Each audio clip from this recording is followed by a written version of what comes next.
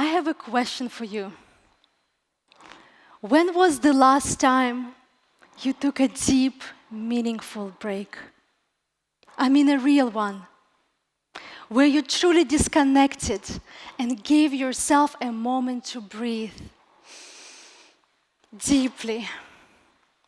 There are two types of people in the world: those who charge their phone before the battery dies, and those who wait until it's completely dead. I belong to the second group. And funny enough, this little habit spilled over into all areas of my life. I did the same thing with my body.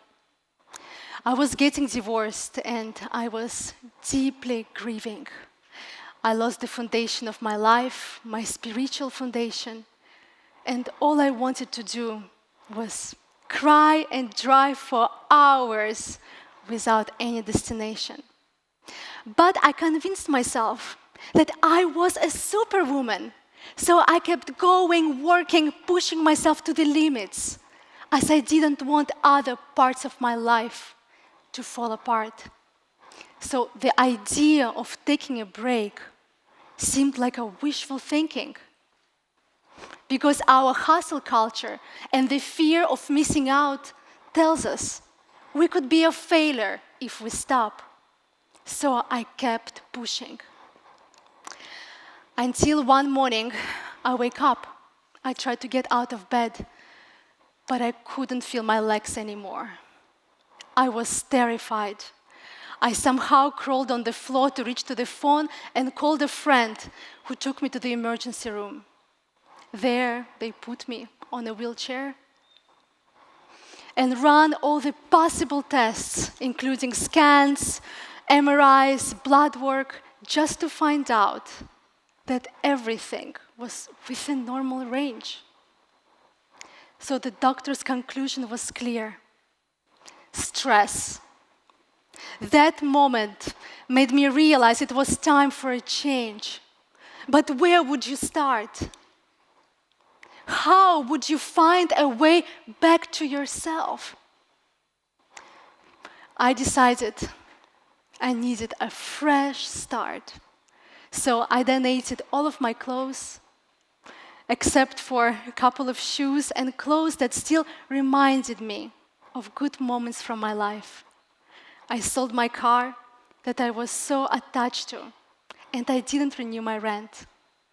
But the hardest thing for me to let go of was of my two indoor plants that I called Magic and Paradise, because I raised them from when they were little. And pretty much next thing I knew, I was standing at the Los Angeles airport with a one carry-on bag, 5 books, a one-way ticket to Asia, and a broken heart. After I arrived in Asia, the universe decided to not only take my spiritual and personal selves, but now also my physical appearance. I got in the accident on a motorbike in the middle of the night on a highway. I got very lucky that evening. One kind person stopped. He didn't speak any English. He put me on his bike and drove me for 2 hours to the hospital.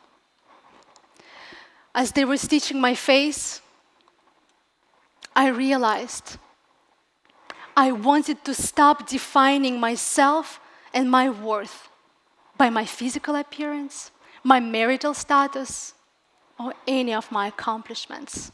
I had this yearning desire to fall back in love with who I am inside, without any external thing. I have learned they are fleeting. So finally, I arrived at the temple with the scar on my face and feeling extremely weak. A monk greeted me. He gave me a few rules. Wake up at 5 a.m. Don't look anyone in the eyes. Don't speak with other students. Don't use your phone. Meditate 10 plus hours a day. And in the evening, we had to attend a chanting session. I remember I was walking into the room, silence. Everyone was wearing white clothes. And then they started to sing in the language that I didn't understand. I felt an urge to run, and as fast as I could, thinking, is it a cult? Are they trying to hypnotize us? I ran back to my room to pack my things, and halfway through I stopped and asked myself, Katrina, but where would you go? I've left my home country over 8,000 miles away. So I stayed. Luckily, it wasn't a cult. On the 10th day, I was the one sitting on that front row, singing the loudest in the language that I still didn't understand. During my time at the temple, I learned 3 profound lessons that I would like to share with you today. One of the first lessons that helped me to heal was the power of gratitude. We were allowed to eat only twice a day, at 7 a.m. and 11 a.m. At those times, I was very hungry and very grateful. Every meal began with a profound prayer. And this is my favorite part. You eat not to make your body impressive or beautiful, but to simply sustain your health and your spiritual life so you can live at ease. The idea of caring for my health made me feel grateful for my body that still walked. I remember the temple was located on a hill with about 50 steps to climb to reach the meditation hall. At first I wondered how I could possibly climb so many. But I noticed the more I felt grateful for my body, for my ability even to walk, the pain seemed to leave my body. And soon, to my surprise, I was running up and down those stairs many times a day. I even sneaked out of the temple to supply myself with chocolates. But let's keep that between us. You don't have to be perfect to be grateful. Think about your life. What could change if you made a gratitude your daily practice? Or, which pain are you willing to let go with the help of gratitude? Each Friday, it was my favorite day because we practiced the art of giving. The monk accepted food offerings from us. Some brought fruits, vegetables, others brought milk and cookies, but it wasn't about the food, it was about the intention behind it. This taught me that true giving is not about expecting anything in return, but about the purity of your heart with which you give. Imagine doing one kind action every day, like giving food to a homeless person, with 2 hands and saying aloud to yourself, "May this food bless you." Imagine. Just imagine how the other person would feel to receive so much respect and thoughtfulness.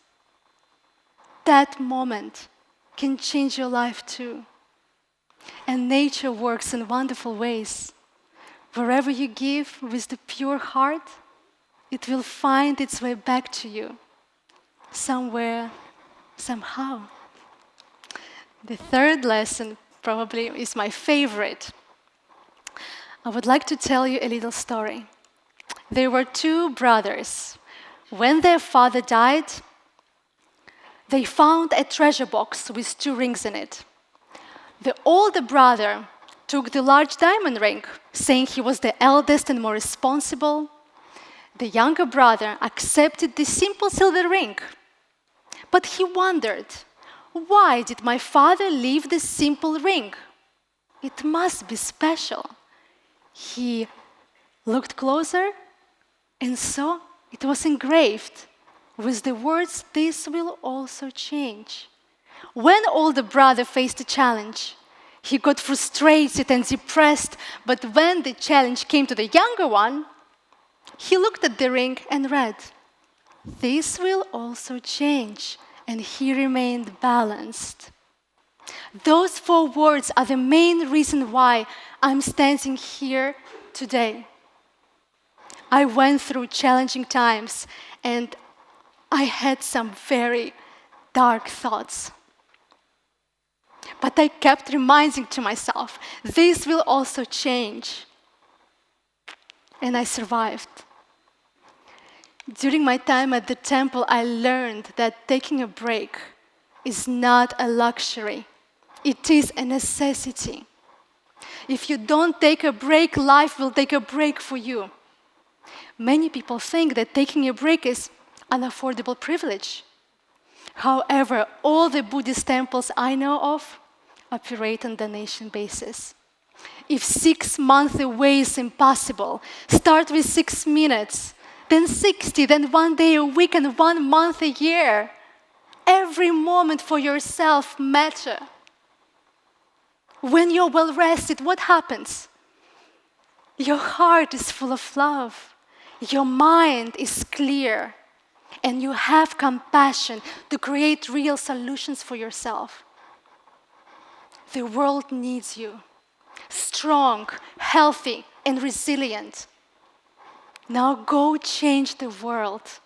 And don't forget the pocket chocolates. Thank you.